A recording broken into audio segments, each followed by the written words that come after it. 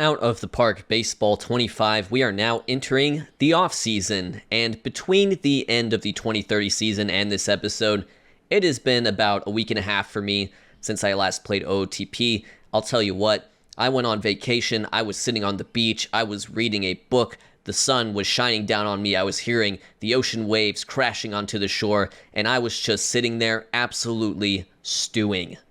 Absolutely outraged at how my OOTP season had ended, at how the team had performed in 2030, at the lack of progress, at the, I think, 7 straight losing seasons.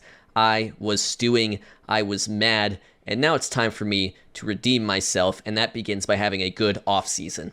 We advance to the offseason, and the season score is 107, a very poor score, probably the worst score we've seen so far. It's definitely the worst record we've had so far. Come on, you can do better.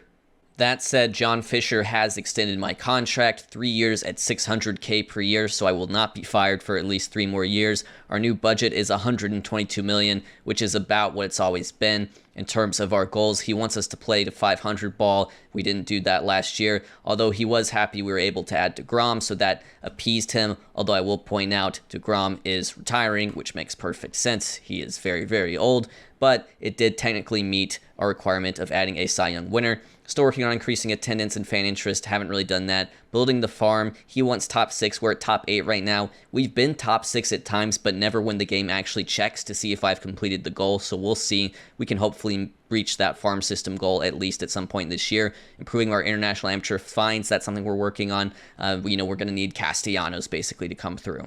It is time to set up the player development lab. I actually got some feedback on this because I think I've been doing it slightly wrong. So Daniel Cuvée, for example, his avoid case is a 40. He struck out 234 times last year. Obviously, I'd like to improve that, but I don't think I can because the potential is 40. So unless I get an outstanding result, which also improves the potential, I'm not going to improve his avoid case. It's unlikely I would be able to do that. So it'd make more sense to invest that in, let's say, Connor Griffin, who's a 35 out of 40 on that scale, because I could at least bump him up to the 40, and he could be fully developed in terms of his avoid case. So it makes sense to develop skills that aren't yet fully developed, if that makes sense. That is the feedback I got from the comment section.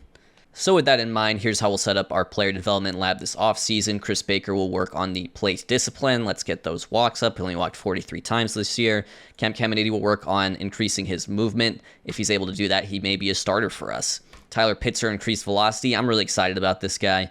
Look at this guy. A lot of strikeouts for us once we traded for him, and he has a lot of team control. I'm really glad we acquired him at the deadline. Connor Griffin, 2-strike approach, bring that up to a 40. Castellanos, bring that up. And then Ackerman, we're going to work on gap power just because it's something that he could still work on. Only 16 doubles this year. We'll see. I think Ackerman has a slight leg up in terms of the shortstop competition. Although, of course, if someone's available in free agency, they may take over that role. Here's how we'll be doing arbitration this time around. We're going to non-tender Murphy. He had a really bad year for us. We're going to non-tender Montez de Oca. Also had a really bad year for us. We're going to non-tender Wong. No offense to him, we just don't need to be paying, in the millions for a backup catcher, captain type. I think we can probably get that in the Rule 5 and pay 740. And then we're going to non-tender Noah Miller, who's probably the most interesting non-tender. We traded for him. We liked the glove. It just never really worked out. Offensively, he never really hit. He was injured all last year with concussions, only played 7 games. We have Ackerman and Guevara now that can fulfill that role for cheaper. We are going to extend contracts to Melendez, Waldrep, Lopez, and Lee, and we're going to negotiate with Petrie and Arrighetti. Arrighetti's getting really up there. I think $6.5 million for this contribution is pretty high. He was excellent for us in 2029, just absolutely excellent. But then you see what he did in 2030. He ended up kind of losing out on that highest leverage stopper role to Cam Caminiti by the end of the year. So we'll just see. He may be a trade candidate. He may be a non-tender candidate. I don't know what to do with him. Petrie is definitely going to get a contract. He just has high financial ambition, so we're going to have to go to arbitration with him, especially considering this is his first year of ARB. We need to establish that baseline.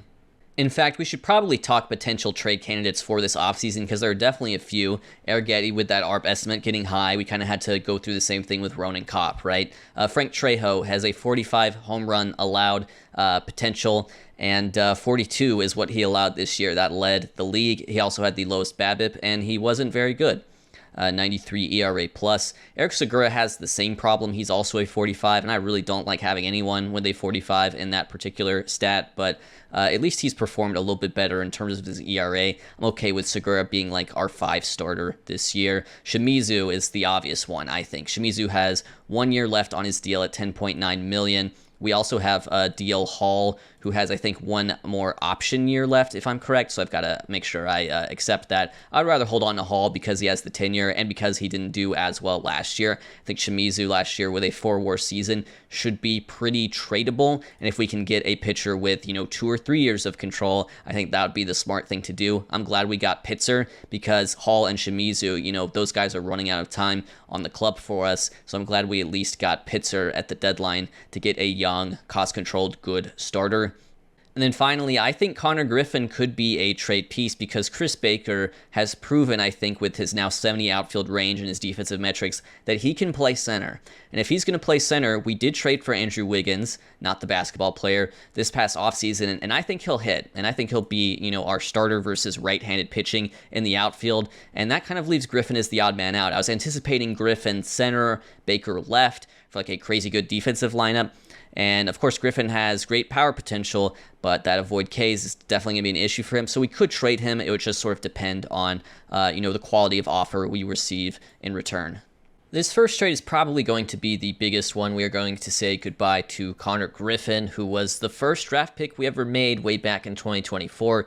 He didn't sign with us. He did sign with us in 2027. He did make the big leagues in 2030. As you can see, the hitting just not good. The strikeout rate extremely high. A strikeout rate of about 35%, it looks like. Although he could improve his avoid Ks. He has power. He definitely has defense. He is a phenomenal defender. He could be a Gold Glove winner in center field for sure. But he doesn't quite fit what we're trying to do. We like Baker in center. We're going to trade Noah Miller, who I'm surprised has any level of interest, but the Chicago White Sox are interested. And Fabian Lopez, who is just infield depth. We had him on a minor league contract last year. That's fine. We can move on from him. And in return, we will be getting an outfielder, but we'll be getting an outfielder to replace Griffin that I think is a better fit. And that's going to be Dave. I'm going to guess this last name here is Sochi. Dave Sochi, a 25-year-old left-handed hitting outfielder out of Michigan State. He is currently ranked as the number 85 prospect, so he's a top 100 prospect. You can see he did make his debut last year, and he hit just fine, 109 OPS plus, .9 WAR, and I'm excited to get this guy. The ratings look awesome. He's a little bit, he kind of steps on Wiggins' toes a little bit, but I think we can have Sochi play left a lot and Wiggins DH a lot, and I think they'll both be able to fit into the lineup just fine. He doesn't really have platoon split issues. I think he can hit both righties and lefties, although he will hit the righties better. And good defensive ratings across the board. Could fill in center in a pinch. Wouldn't love that. Would prefer Baker in center, of course, but could fill in a pinch. So this is a trade we are going to make. I think Miller and Lopez are kind of non-factors for me in this. So this is basically a straight swap. I would consider this Griffin for Sochi, and we'll go ahead and complete this trade. And my next trade is going to be sending away Jesus Guevara, which is a bummer. He was our 7th rounder in 2027, made the big leagues, didn't do absolutely horrible, but I think Ackerman is slightly better. I wish we could keep Guevara around as a utility infielder. He would be wonderful in that role. However, we have a need for lefties in the bullpen. As you can see, we are going to address it big time. Well, the Washington Nationals have been a big-time trade partner for us lately, and that trend is going to continue. You recall we traded Ronan Kopp to them. You recall we had a trade with them at the deadline last year. So in return, we'll be getting Jalen Nowlin, left-handed reliever who has eyes for the rotation, and Jared Spencer, who is basically the same guy. So we'll get 2 of them. We'll get Steve Forrestal, who is a reliever yet to make his big league debut. That's good. It's good to have another lefty with options. Alexander Albertus will try to recreate Guevara to some extent. Not the defender, probably not the hitter either, but at least get a utility infield option. And then I saw they had Shea Langeliers, and so I said, okay, might as well trade for Shea Langeliers, see if he'll take a minor league extension with us or not. But we will be trading away Guevara, who just with the 45 power and the 45 eye, I just feel like he's not going to homer much, he's not going to walk much, and that's really going to limit the offensive upside. So we are going to go ahead and make this trade and bolster our bullpen. Also, I will be going ahead and executing DL Hall's team option, so we'll go ahead and do that. So finally, to round out arbitration, Jared Spencer is Super 2 eligible, so we will have to negotiate a deal with him. We have already offered him a 1-year extension. And then I'm going to make the unpopular decision here. Spencer Arrighetti, I'm going to non-tender him.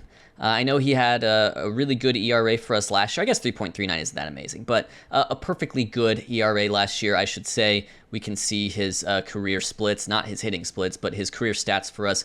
A 3.14 ERA in 255 innings pitched. I just think for the $6.5 million ARB estimate, that's a lot. Maybe we'll be able to get him back for cheaper. I don't know. He doesn't really have any trade value. He had that one really, truly excellent 2029 for us, but then some regression this year. And I just think we have pitchers like him. I think we can live without him. We'll just have to figure it out in the bullpen. We have a lot of what I would describe as temporarily embarrassed starters in our bullpen, and we'll just have to see how we can make them work. But we're going to withdraw our offer for Spencer Arrighetti, and that will effectively non-tender him and free up some cash. Also, one thing that's nice about Jared Spencer is that he is popular with the fans. He's very popular, in fact, locally, which is interesting to me. I don't necessarily know why. He's from Indiana. He went to Indiana State, but I guess they just love him in the Bay Area. It is award season. Here are your AL Gold Glove winners. That includes a couple Rays and Jacob Cozart and Carson Williams, with Williams set to become a free agent, potentially the biggest free agent of this offseason. Jackson Holliday, who was a huge free agent last offseason, wins one for the Astros. Boy, I wish we signed him. Chris Baker grabs one in left, though, so he's going to take home some hardware. That's why we're going to play him in center. Here are in the National League. We've got a couple of Colorado Rockies, including Drew Romo, who just won his 6th Gold Glove at catcher. Jake Kingston of the Phillies is also looking like he's going to be a monster player in this save. And with the numbers like this, I wouldn't be surprised if he took home the Rookie of the Year. Your reliever of the year in the American League is Camilo Doval, now of the Cleveland Guardians. This was his first year with the Guardians. Had an ERA under 1. An absolutely dominant year for Camilo Doval. And then Mason Miller finished 3rd. He's now on the Toronto Blue Jays. You can see his contract, 2-year deal, $17 million a year, a lot for a reliever, but he has been a really good reliever, of course. We're going to move on here to the National League, where it's Brandon Eisert who wins for the Cardinals. This was a guy claimed off waivers from Tampa. You wouldn't guess it from the ratings, but he went out and had himself a phenomenal year, winning the NL Reliever of the Year. Here are your Silver Slugger winners. It has Holiday and Cruz in the American League, both with their new teams, the Tigers and Astros, respectively. Basayo with the Orioles grabs another one. I believe that is, wow, his 4th Silver Slugger already. He's going to be a free agent. That could be a big one alongside Carson Williams. Roman Anthony shows up here, as well as Brady Harris, who is that center fielder for the Tigers. We are just so jealous that they have. That is unbelievable that he's so good. Here you are in the National League. We see quite a few Mets here. Alvarez, Williams, Mauricio, Acuna is still here. Riley Green with a big 2nd year in San Francisco. He could be an MVP candidate as well as Jake Kingston, just a monster player. Jet Williams, free agent. We'll keep an eye on him as well. Your AL Rookie of the Year is Brady Harris of the Tigers, no doubt about that. And in the National League, it is Jake Kingston of the Phillies, no doubt about that either. Dong Wook Song is your AL Manager of the Year. I believe that's the 2nd time he's won the award. He wins that with the Tigers. In the National League, it is the Brewers manager, not Pat Murphy, but Cliff Brumbaugh. Your AL Cy Young winner is now a starter, Matt Brash. Given a chance to start this year by the Boston Red Sox, he absolutely seized that opportunity. A 2.87 ERA, 218 strikeouts, 5.8 FWAR, led the American League. Cade Horton, Shane McClanahan, and Ricky Tiedemann also received first-place votes. In the National League, it's Paul Skeens, although somewhat surprisingly, Jordan Wicks, now of the Arizona Diamondbacks, is the runner-up, but Paul Skeens is going to win this one. It's his first career Cy Young award, and looks like he got pretty close to a triple crown, most likely there. Definitely had the ERA, definitely had the wins, led innings, although that's not a triple crown stat, 195 strikeouts in the National League. And finally, your AL MVP, he did it. Brady Harris wins the MVP award as a rookie over Jackson Holliday, who finished his 2nd in his first year with the Astros. And look at that, Tigers fans. Your center fielder won it, and your former center fielder won it in the National League, with Riley Green grabbing the MVP for the San Francisco Giants. CJ Sampson, a pitcher for the Nationals. That's interesting because he didn't win the Cy Young. Grabs 3 first-place votes. I don't understand how he necessarily did that with these. Oh, because he's a two-way player. That's how he did it. CJ Sampson, a two-way player. Look at what he did with the bat. 25 homers, 99 RBIs. And as a pitcher, a pretty good season as well. Led the league in FWAR, though didn't have the ERA necessarily back that up. So that's an interesting player. And then Jackson Chourio grabs a first-place vote as well. I believe he was the reigning MVP. No, he won in 2028, but he does have an MVP. The one player we went to arbitration with was Ethan Petrie, and they ruled in favor of us, so we will pay him $3.5 million instead of his demand of $4. The CPU-generated international free agents are entering the market, the most interesting of which is Nelson Corona, a 26-year-old right fielder out of Mexico. Good power, good contact. We have low scouting accuracy on him, so we're going to have our scout fill out a scouting report on him, but he looks like he could be quite good, although I will point out, we did go ahead and trade for, Tochi, so we'll just have to see if there's any room for Nelson Corona in a team like this, but with the demand of only $2.8 million, I mean, you might just have to do it. I don't know. And then here are your free agents entering the market. Corbin Carroll, Kate Horton, Sam Huff. Let's look at Sam Huff here, a 3-WAR player last year. Basayo, Wu, Beatty. So there's some big names in this. Carson Williams may be the biggest because he's only 27 years old. Jet Williams, same thing. Spencer Strider, free agent. We talked about him not being able to meet his vesting option because of his injuries, and now he has shoulder inflammation as well. So big free agency class. I'm not entirely sure how much money we have to spend, but I know we've done our best to free up some salary, and we'll have to see how that is applied to the free agent market and the rest of this offseason. And one thing to keep in mind with regards to that salary is that we are definitely trading Shimizu, but here's what I just noticed. So he was signed to a 5-year deal, but because of the way the service time works out, he still has ARB. He still has an ARB year after this deal runs out, so technically he has 2 years of team control. I don't know how much that ARB year would cost. I think it would be a fairly high sum of money, but he does technically have 2 years of team control, so that is making me think, although I would still not mind trading Shimizu just to free up the salary.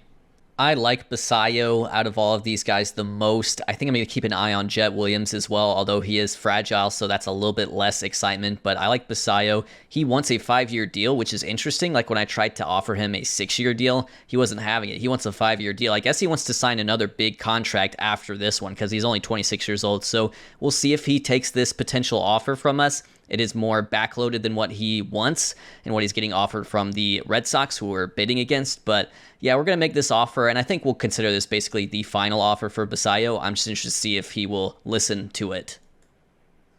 And he will not. With other options available, it may be smart to just sort of wait and see as far as this free agency goes. Even O'Neal Cruz is a free agent, and that could be an interesting option for us. This year's Hall of Fame ballot is headlined by newcomer Max Scherzer, who finished his career with us back in 2025. Will he go into the Hall of Fame as an Oakland A? We'll just have to see. Basayo is going to go to the Red Sox for a 5-year deal worth $28 million. I don't know. He wanted $38 million from us. I just don't, I don't get it sometimes. Like, he wasn't, extremely hard to sign either. I guess maybe he just really wanted to be part of the Red Sox. I don't know, but I would have loved to have signed him to that deal.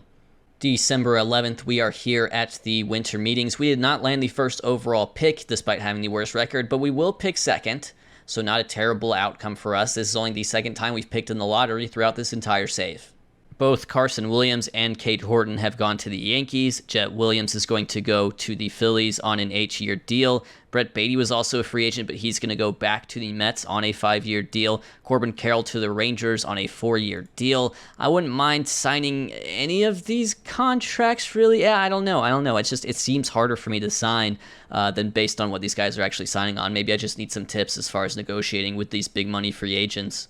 So as far as my free agent strategy goes, with those big names out of the way, I'm keeping an eye on Strider and Tovar. Both those guys have injuries where I don't think they'll be ready for opening day, but I wouldn't mind signing either of those guys to a 2-year deal with the team option in year 2 or something like that. That'll be easier to do with Strider than Tovar, but I think Strider's about to come back absolutely wrecked in terms of his injury proneness, just looking at his injury history.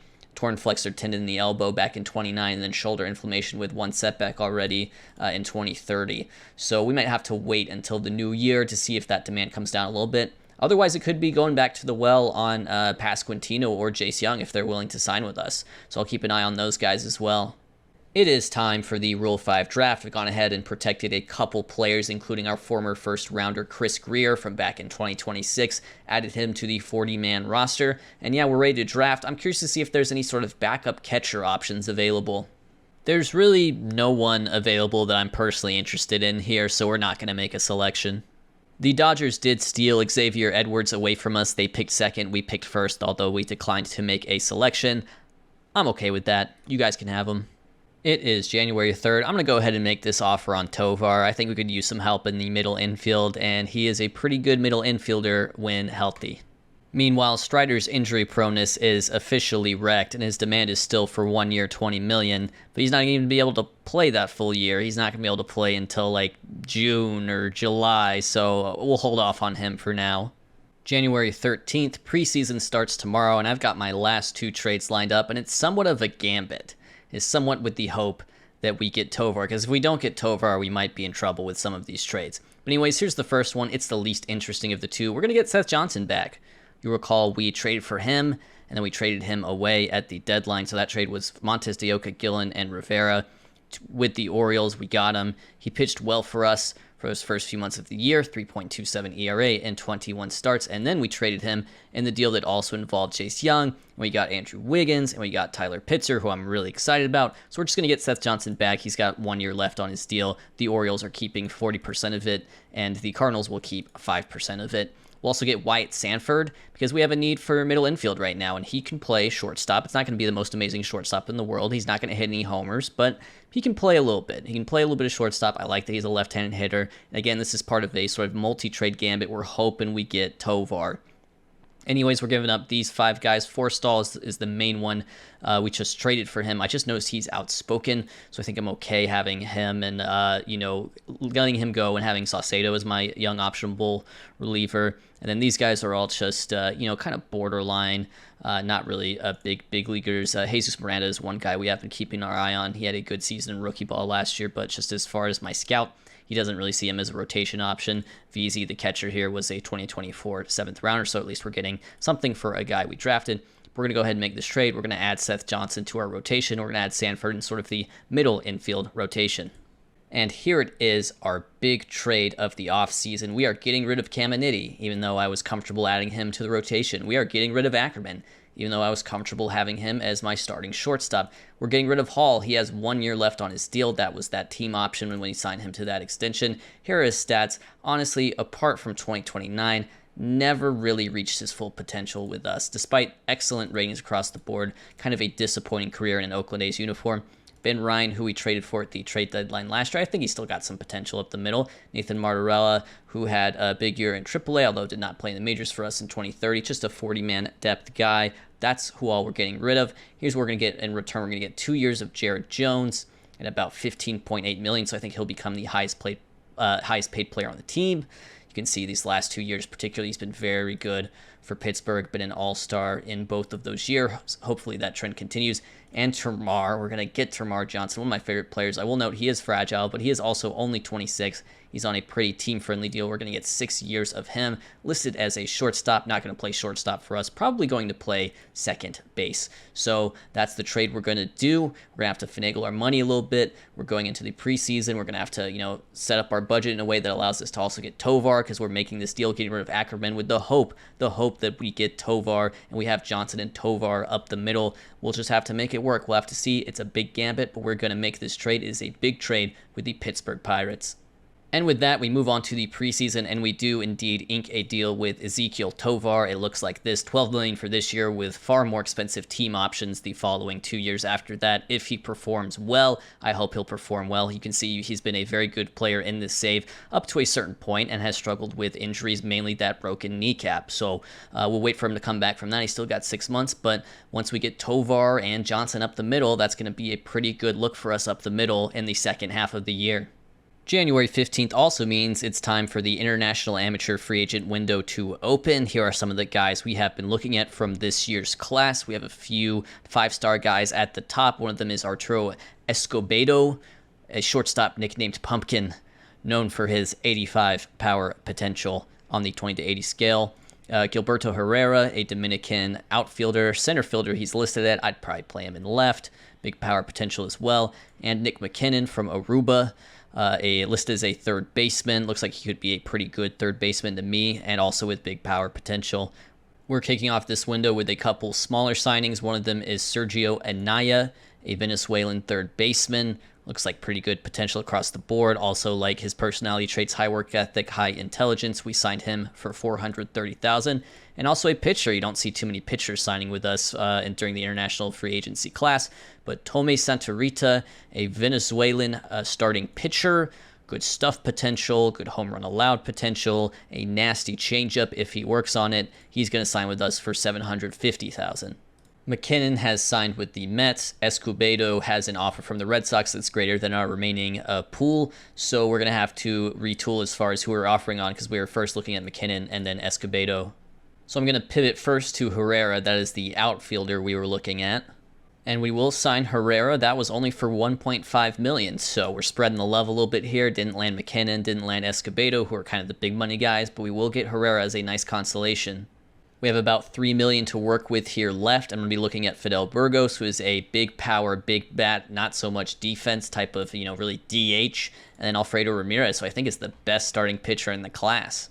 February 1st, first of all, Fidel Burgos not going to sign with us. His demand is too great, but awful news. Awful news. Turns out those starting pitchers I traded for, remember that? Remember that, like, I don't know, 2 minutes and 45 seconds ago, or however long it was? They're not as good. They're not as good as we thought, just based on the ratings. We'll see. Maybe they'll perform statistically. That's what really matters. February 7th, we have made another IFA signing. It is Esteban Varbuena, who is a relief prospect. We had Julio Carmona, you recall, a relief prospect. We traded him for Yordan Alvarez. I guess that was a few seasons ago now. But this is kind of a similar player. Excellent ratings across the board, high work ethic, high intelligence. And the fun with him might be just, what if we just stuck him in the development lab every offseason and tried to work on a third pitch, because then he could start, because he has 55 stamina and 70 hold runners. He just really needs that third pitch to be a starter. Otherwise, if he develops to this potential, he's obviously going to be an amazing reliever, but a long way to go. A lot of variability for a 16-year-old Dominican. Rolling right into spring training 2031, here are the guys we have invited to join us in spring training. They will be competing for the final 26-man roster. Tovar is, of course, hurt. That's a 5-month injury. You'll notice Petrie hurt as well. He's fine. He's just a little bit sick. Here are the pitchers we've invited as well. These are just guys who are on the 40-man roster, essentially, and they will be competing for a spot in our pitching staff for 2031. As always, we will cross our fingers for no spring training injuries. We made it through spring training 2031 unscathed, although I will point out Ezequiel Tovar still has 3 to 4 months left on that broken kneecap. I was hoping he would get back sooner than that. Maybe I did the math wrong. I thought maybe we would get, half a season out of him. The good news is we really only owe him $12 million. After that, it's all team options, but he's going to have to really show out when he does play to, even get one of those team options. But we'll just have to see how that goes. We could be weak up the middle otherwise, because I think shortstop is going to be a position of weakness with both Guevara and Ackerman traded over this past offseason. And so as we reach opening day 2031, here's how we will line up. Andrew Wiggins, who we traded for at the deadline last year, he will lead off, and he will be the DH for us. This is versus right-handed pitching. Chris Baker had a big offseason in terms of his player development. He will bat second. We need him to be a star, maybe a superstar. Tamar Johnson, second base, he will bat third. Josh Mears will bat fourth. He had a big spring training, as you can see, slugging over 700. Dave Sochi, who we trade for this past offseason, he will bat fifth. He'll play left field. That's why Wiggins is the DH. Petrie will play third and bat sixth. Cuvée will play first and bat seventh. We need those guys to have bigger years than they did last year. I think Cuvée especially. Melendez will catch, and Sanford will play shortstop. He is a left-handed hitter, so hopefully he can at least get on base regularly against right-handed pitching.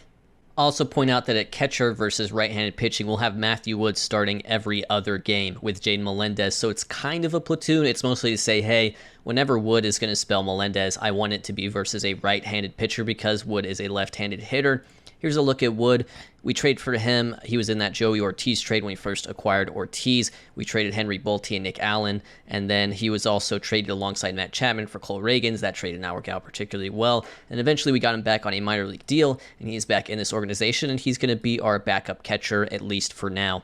Versus lefties, this is how we will line up, and you'll notice a platoon here at shortstop with Alexander Albertis. So Alexander Albertis, interesting enough, he was in the trade we did with the Nationals where we got all the left-handed pitchers.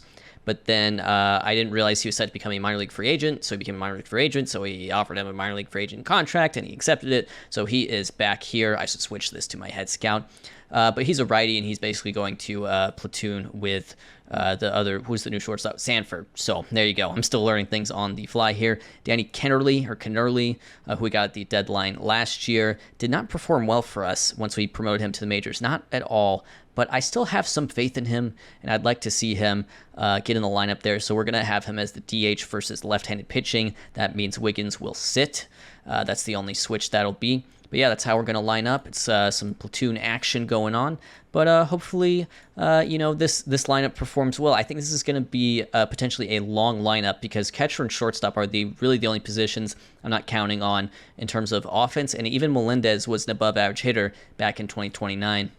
Pitching-wise, this is what it's going to look like. Shimizu, Pitzer, Jones, Johnson, Segura. This could potentially be the best rotation we've put together, although that's yet to be seen. We did say goodbye to Hall this past offseason, and the bullpen we said goodbye to Caminiti a year after saying goodbye to Kopp. So I'm a little worried about this bullpen. I'm more worried about this bullpen than I think I've been in the past few years because at times we've had a very good bullpen ERA. And one thing is I just don't think our defense is going to be as good. And that I think has bailed out the bullpen at times, good defense, and that's going to be hard to come by for us this year. But anyways, Hurston Waldrep is going to take over the closer role for now, but I think this is going to rotate a lot. I don't really know what to make. I don't think anyone has necessarily emerged as a favorite to be that closer. I just ended up going with Waldrep. Jalen Nowlin, who we traded for, he's going to be akin to the setup man, and Chase Lee is going to be akin to the seventh inning guy. He can switch over to relief if need be. Maybe he'll end up as the closer at some point. He had a 2.11 ERA last season. Lopez, Spencer are lefty middle relievers. Salcedo and Uyola are righty middle relievers. And Frank Trejo will be SP6/long relief, avoid high leverage option.